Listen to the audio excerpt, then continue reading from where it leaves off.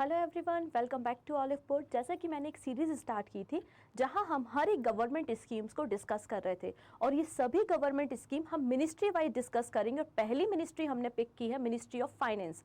और next video आज हम डिस्कस करेंगे गोल्ड मोनेटाइजेशन स्कीम पे। इसके पहले अटल पेंशन योजना पे मैंने एक सेपरेट वीडियो बनाया हुआ था, अगर अभी तक आपने नहीं देखा तो प्लेलिस्ट में जाके आप उसे देख सकते हैं। ये सभी स्कीम आपके phase 1 examination, phase 2 examination, interview के लिए इंपॉर्टेंट है। अगर आप बैंकिंग एग्जाम की प्रिपरेशन कर रहे हैं तो आपके जनरल अवेयरनेस सेक्शन का पार्ट होती हैं और इंटरव्यू में भी काम आती हैं। इनफैक्ट मैं तो ये कहती हूँ जितनी भी इंडिया में गवर्नमेंट एग्जाम्स होते हैं ना, उन सब में आपको गवर्नमेंट स्कीम पूछी जाती, तो सभी के लिए इंपॉर्टेंट है। ठीक है, अब यहाँ पे कंफ्यूज मत होना। Gold monetization scheme and sovereign gold bond, इन दोनों में थोड़ा सा अंतर है। हालांकि दोनों ही जो स्कीम है वो मिनिस्ट्री ऑफ फाइनेंस के अंदर आती है और दोनों ही स्कीम को 2015 में ही लॉन्च किया गया था, लेकिन डिफरेंस है और डिफरेंस को हम नेक्स्ट वीडियो में डिस्कस करेंगे। बेसिकली आज हम गोल्ड मोनेटाइजेशन स्कीम पे बात करेंगे। जो नेक्स्ट वीडियो आएगा अपकमिंग वीडियो में हम सोवरियन गोल्ड बॉन्ड पे डिस्कशन करेंगे। क्लियर है? अब बात कर लेते हैं पीडीएफ कहाँ से लेनी है। तो पीडीएफ लेने के लिए आप कुछ ज़्यादा काम करने की ज़रूरत नहीं है। आप सिंपली टेलीग्राम पे जाइएगा और टेलीग्राम पे सर्च कीजिएगा current affairs with Pooja ma'am, और वहां से आप इन पीडीएफ को इजीली डाउनलोड कर सकते हैं, जिसमें आपको फेज 1 के क्वेश्चंस भी मिल जाएंगे, डिटेल एक्सप्लेनेशन भी मिल जाएगा। ये फर्स्ट क्वेश्चन है जिस क्वेश्चन का आंसर आप हमें देंगे कमेंट सेक्शन में, और वीडियो के एंड में एक और क्वेश्चन होगा जिसका आंसर मैं आपको सॉल्व करवाऊंगी।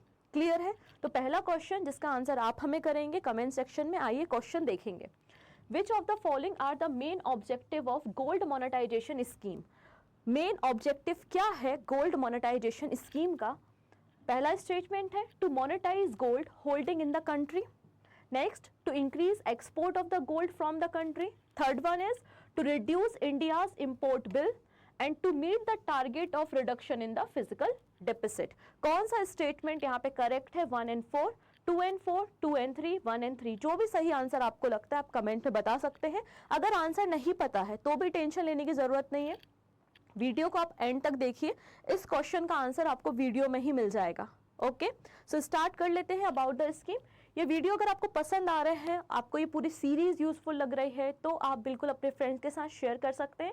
और पहली बार आए हो तो सब्सक्राइब तो कर ही सकते हो, जिससे अपकमिंग क्लासेस की नोटिफिकेशन आपको मिल सके।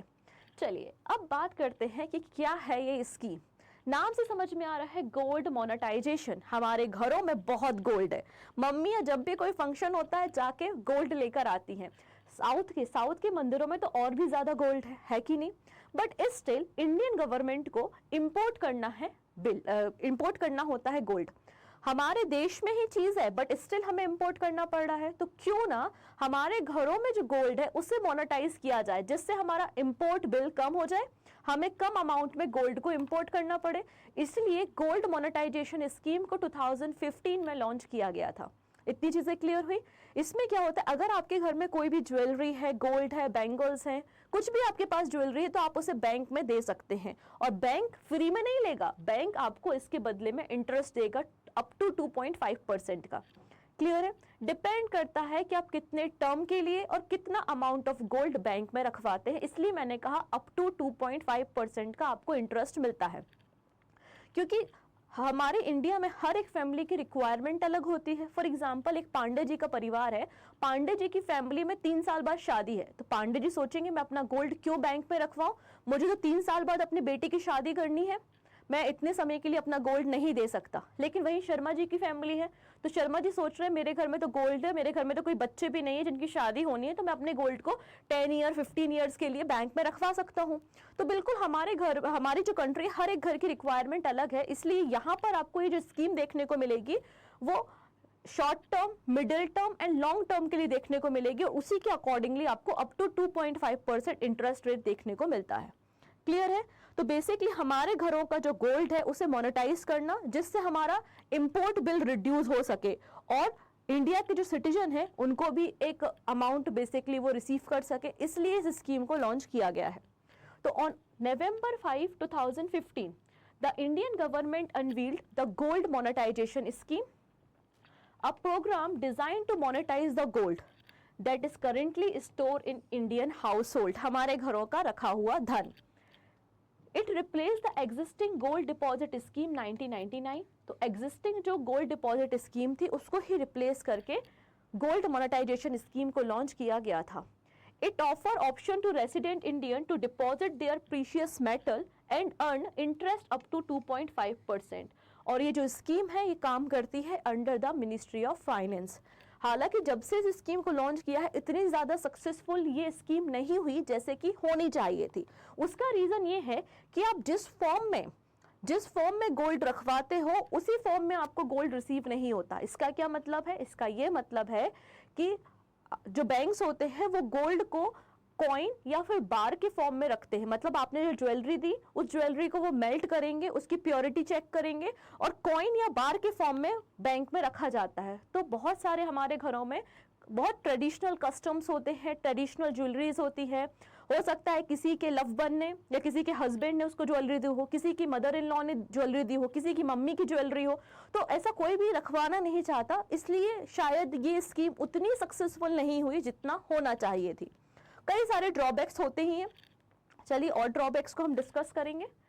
तो प्राइमरी ऑब्जेक्टिव क्या है गोल्ड मोनेटाइजेशन स्कीम का? तो प्राइमरी ऑब्जेक्टिव ये है कि घर में पड़े हुए जो गोल्ड रिजर्व है उनको प्रॉपरली यूटिलाइज करना और इंडिया में जो हम इंपोर्ट करते हैं गोल्ड, इंपोर्ट बिल को रिड्यूस करना। ठीक है, जिसके कारण क्या हो, हम अपने डोमेस्टिक डिमांड को भी फुलफिल कर सके। To provide gold loan from bank to assist and enhance the gold and jewellery sector. Basically आप जो गोल्ड यहाँ पर बैंक में रखते हैं इसके बदले में आप बैंक से लोन भी ले सकते हैं। मतलब एज अ कोलेट्रल आप इस डिपॉजिट लोन का इस्तेमाल, इस डिपॉजिट गोल्ड का इस्तेमाल कर सकते हैं। यहाँ पर जो डिपॉजिटर होते हैं उनको एक सर्टिफिकेशन भी दिया जाता है जिसमें मेंशन होता है कि आपने कितनी क्वांटिटी एंड कितनी प्योरिटी का गोल्ड बैंक में रिजर्व करवाया है, बैंक में डिपॉजिट कराया है। ठीक है, तो प्राइमरी ऑब्जेक्टिव यही है आपका कि इंपोर्ट बिल को रिड्यूस करना। कुछ और की फीचर्स देखते हैं। जैसा कि मैंने कहा ये जो स्कीम है ये 3 टर्म्स में है। आप देखेंगे यहाँ पर कोई भी मैक्सिमम इन्वेस्टमेंट की लिमिट नहीं है। आपके पास जितना सोना है, जितना घर में पड़ा हुआ है, सब कुछ डिपॉजिट करा दो, कोई टेंशन नहीं। तो यहाँ पर मैक्सिमम इन्वेस्टमेंट की कोई लिमिट नहीं है, लेकिन मिनिमम डिपॉजिट की लिमिट है। मिनिमम डिपॉजिट है 30 ग्राम्स। मिनिमम डिपॉजिट कितना है? 30 ग्राम्स। और मैक्सिमम की कोई लिमिट यहाँ पर मेंशन नहीं है। कितनी भी लिमिट का आप बैंक में गोल्ड रखवा सकते हैं, डिपॉजिट करा सकते हैं। अब आप जो गोल्ड डिपॉजिट कराएंगे उसमें आपको 3 ऑप्शंस देखने को मिलेंगे कि शॉर्ट टर्म, मिडिल टर्म या फिर लॉन्ग टर्म के लिए आप डिपॉजिट कर रहे हैं। शॉर्ट टर्म का मतलब है 1 से लेकर 3 इयर्स के बीच में, मिडिल टर्म का मतलब है 5 to 7 इयर्स के बीच में, और लॉन्ग टर्म डिपॉजिट का मतलब है 12 to 15 इयर्स के बीच में। आप कितने समय के लिए अपने गोल्ड को बैंक में रखना चाहते हैं और उसके अकॉर्डिंग ही आपको यहाँ पर लोन मिलेगा, उसके अकॉर्डिंग ही आपको यहाँ पर लोन देखने को मिलेगा। ठीक है, अगर आप देखेंगे शॉर्ट टर्म मतलब 1 से लेकर 3 ईयर, तो शॉर्ट टर्म के लिए जो आपका इंटरेस्ट रेट होगा वो कितना होगा? 2.25।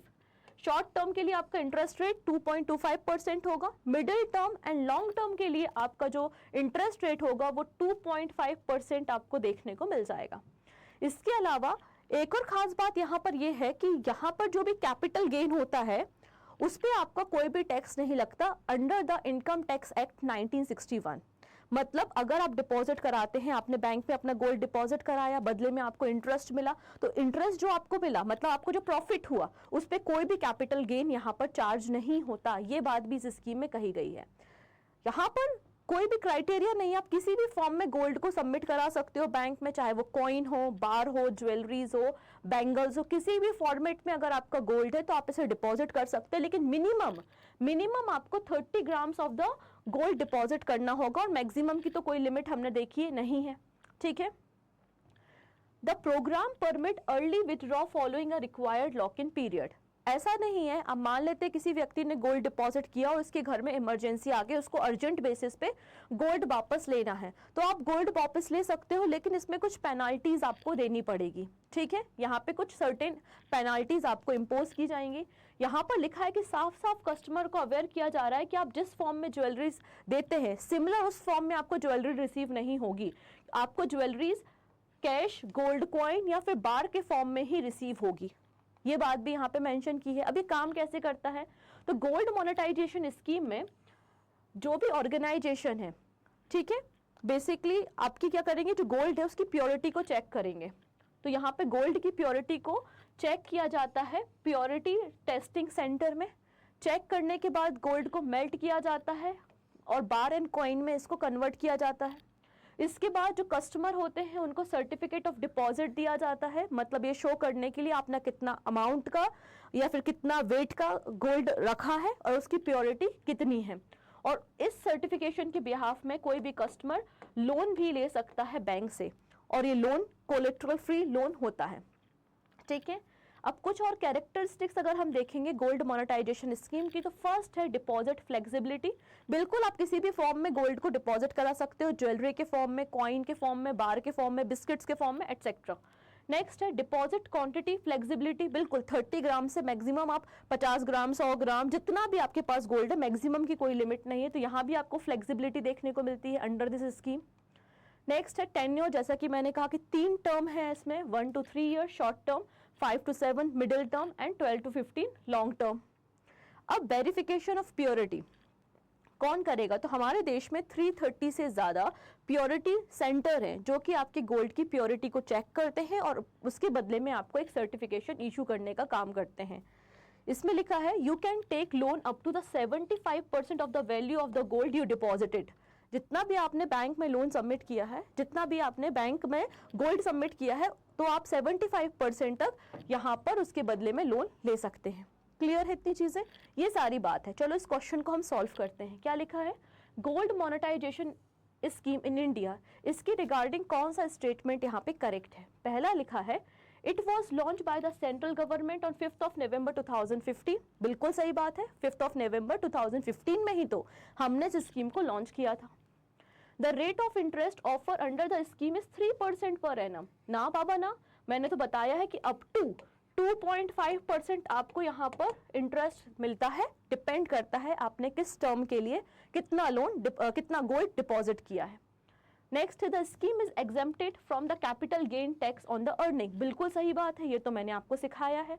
तो पहला स्टेटमेंट करेक्ट है, थर्ड स्टेटमेंट करेक्ट है, मतलब ए एंड सी ये करेक्ट है। तो ऑप्शन नंबर सी यहाँ पे करेक्ट हो जाएगा।